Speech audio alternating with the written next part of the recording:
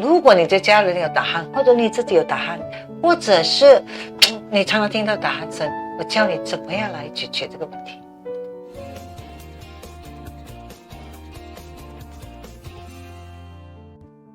嗨，大家好，我是 Dr. Rebecca。我相信有些人已经知道了，打鼾是一个大问题，因为氧气不够会造成身体各方面的破坏，尤其是心脏还有脑部的问题。所以呢，它是大死因之一哦，杀手之一。所以我们呢要小心的。那么，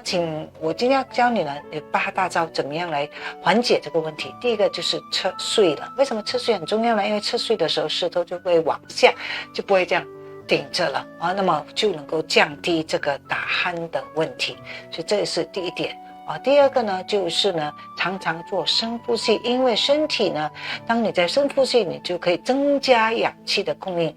然后改善这个喉部的这个肌肉，让它不会这样松弛这个是很重要的，所以这一点有办法改善的深呼吸。第3点呢，就是什么呢？就是口腔周围的这个肌肉训练所以这个训练呢是有方法的这个你要问牙医帮助你怎么样来训练，因为这个是一个训练，其中一个就是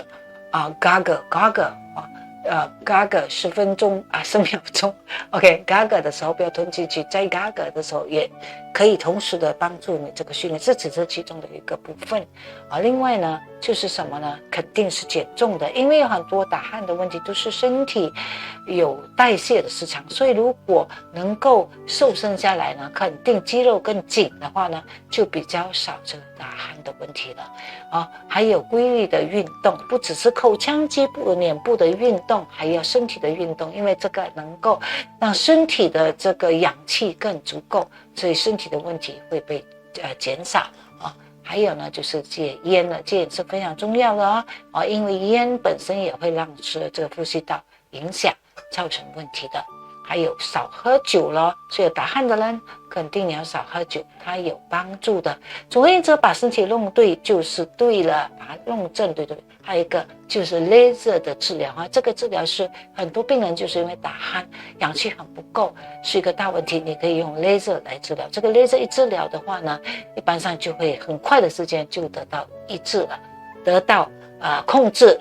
然后再治疗里面的身体的内部的问题，使到它完全的得到帮助这个是其中的一个。所以如果你有这方面的问题，你也可以问我们的线上营养师让我们能够帮助你，祝福你更健康，也share给更多人。我是 Dr. Rebecca， 我们再见，拜拜。